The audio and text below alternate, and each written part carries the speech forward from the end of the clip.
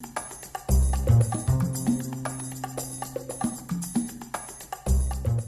today, we are demanding that Hahnemann remains open. Presidential candidate Bernie Sanders joined hundreds of protesters gathered outside of Hahnemann Hospital in the fight against the hospital's upcoming closure. Sanders rejected for-profit health care, urging protesters and his fellow Democratic candidates to question corporate involvement in American health care. And we are demanding that health care in this country is a right and that people are entitled to go to first-rate hospitals in the communities that they live. Private equity tycoon Joel Friedman will sell the hospital to the highest bidder. The hospital declared bankruptcy in June, with Friedman stating his investment in the institution no longer makes a profit. The hospital announced its closure will occur on September 6th. Mayoral candidate Queen Abbas rejects Friedman's plan to sell Hahnemann. A 100-year hospital over 100 years should not be closing.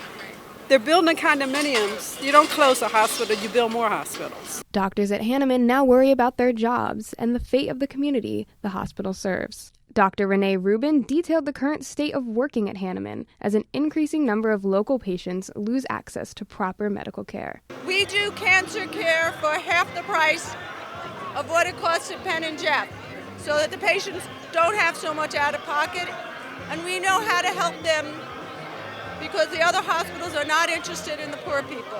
I have a patient in the hospital now who's at risk of dying because I can't find another hospital to take him.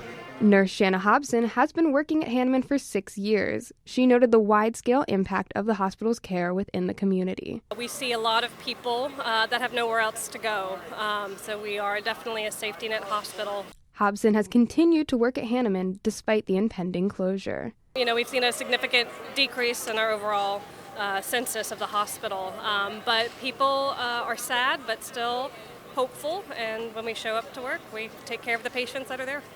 Protesters, including the activist group Socialist Revolution, shared the same optimism as Hahnemann doctors and nurses, hoping the rally's publicity will help save the hospital. The outcome of this should be for the hospital to be taken into public ownership in some way, whether that's the city or the state or the country. Bernie Sanders spoke about his legislation plan involving a $20 billion emergency trust fund designed to help state and local governments buy hospitals in financial distress.